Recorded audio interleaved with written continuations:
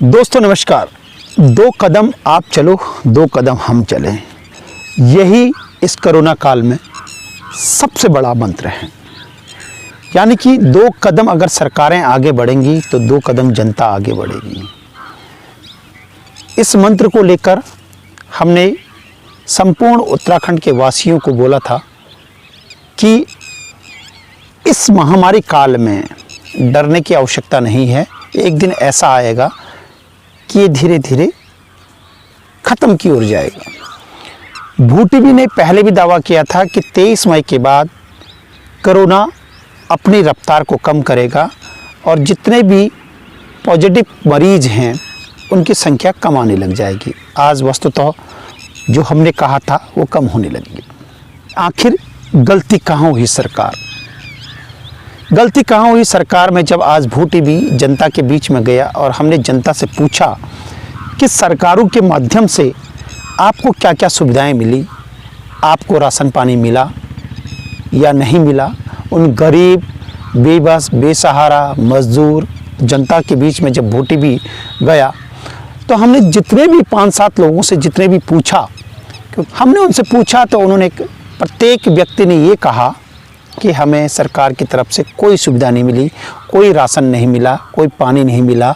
हम भूखे हैं और इन किन प्रकारें जैसे तैसे हम मजदूरी कर रहे हैं, उसके बावजूद भी हमें पैसा नहीं मिल रहा है। मेरा नाम नागेंद्र है। राम नागेंद्र जी, ये बताइए, इस बार के लॉकडाउन में आपको विभाग की तरफ से, पुलिस की तरफ से, सरकार की तरफ से कुछ राशन पानी मिला या नहीं मिला? कुछ नहीं मिला साहब। कब से नहीं मिला? आज 1 महीना हो गया साहब। तो रोजी रोटी कैसे चल रही? कितने दिन में कितनी बार खाना खाते हैं आप, और 1 महीने में कितनी बार खाना खाया आप? मैं 3 टाइम खाते थे, आजकल मुश्किल से मुश्किल सुबह नाश्ता भी नहीं करते, 12-1 बजे खाना खा लेता हूँ बस। और फिर पूरे दिन कुछ नहीं खाते? रात को जाते थे, खा लेते हैं कुछ। आप काम क्या करते हो? मैं जूते काम करते हैं राजपुर रोड में। तो कहाँ, धारा चौकी के बगल में आपकी दुकान है क्या? जी जी, कहाँ पे है, बोलिए जरा। राजपुर रोड में वही पेड़ के नीचे बैठता हूँ, बिल्लास होटल के पास। जहाँ पे चौकी है? जी, चौकी के बगल में आप बैठते हैं। हाँ। तो अब क्या कहना चाहते हैं सरकार से? सरकार ने आपको कैसे मदद करेगी? बस मदद करेंगे तो ठीक है, हम यहीं बैठे रहते हैं साहब। हमें तो चाहते कोई भी मदद करे, आटा ला के देवे, चावल ला के देवे, कुछ पैसे से मदद करे हम लोग के लिए। नाम क्या है तुम्हारा? सुनील कुमार। सुनील कुमार, ये बताइए, इस लॉकडाउन में आपको पुलिस और सरकार की तरफ से कुछ राशन पानी मिला?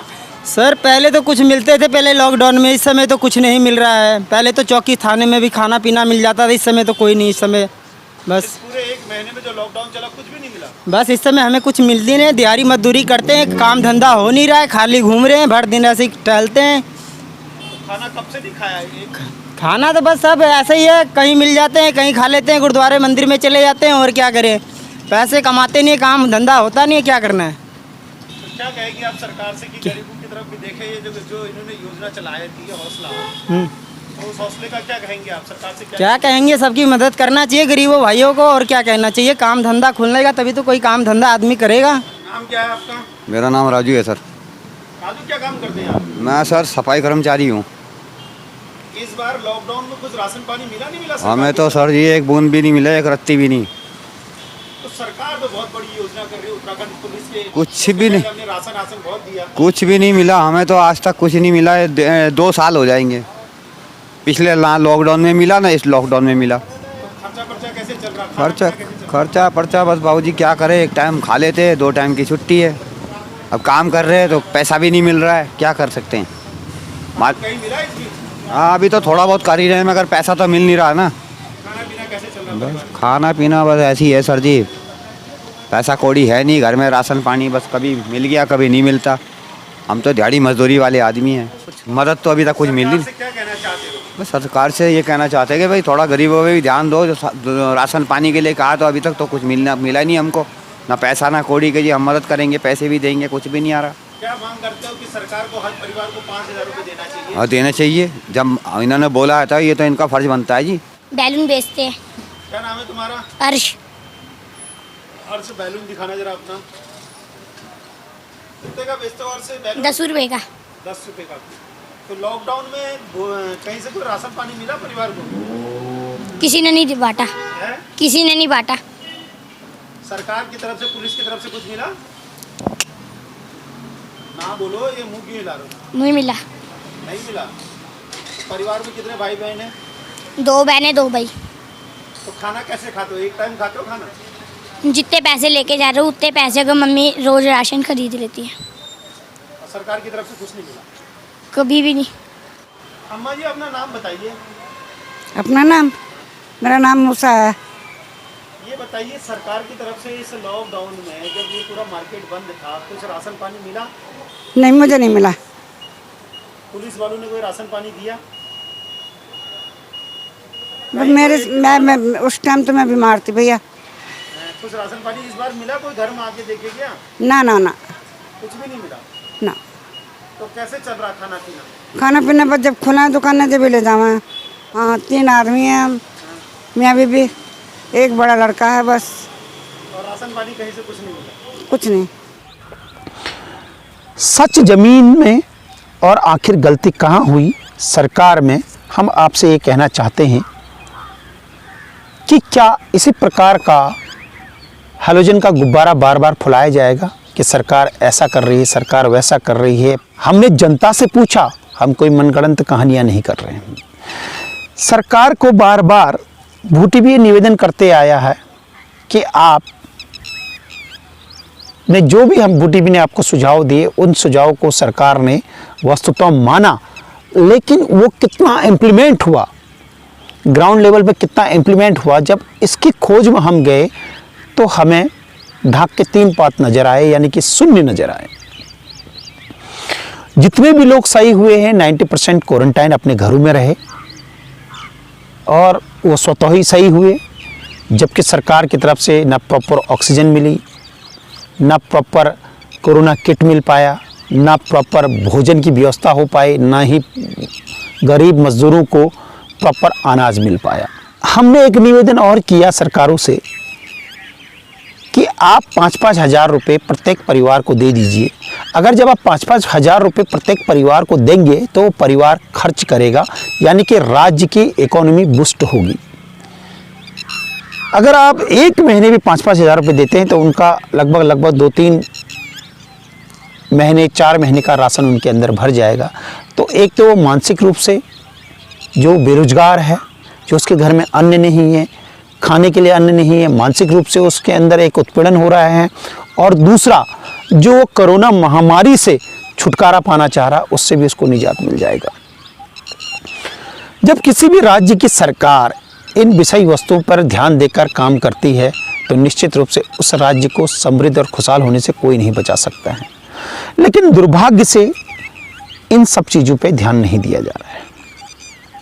जब ध्यान नहीं दिया जाएगा तो ये राज्य की सरकार की अपनी जिम्मेदारी होती है कि किसी भी राज्य के में न बीमारी से कोई व्यक्ति मरना चाहिए, ना ही भूख से कोई व्यक्ति मरना चाहिए।